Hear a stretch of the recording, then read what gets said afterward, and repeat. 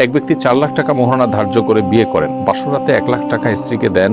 তখন স্ত্রী বলেন, তোমাকে অবশিষ্ট টাকা মাফ করে দিলাম। পরে যখন তাদের তালাক হয়, স্ত্রী অবশিষ্ট টাকাও দাবি করে। মাফ করে দেওয়ার টাকা দাবি করা জায়েজ আছে কিনা? উত্তর হলো যে কোনো ধরনের চাপ ছাড়া স্ত্রী যদি স্বেচ্ছায় তার সেই মোহরের অবশিষ্ট টাকা মাফ করে থাকেন, তাহলে সেটি মাফ করাটা বিশুদ্ধ। আল্লাহ সুবহানাহু ওয়া তাআলা বলেছেন যে ফাইন তিবনা লাকুম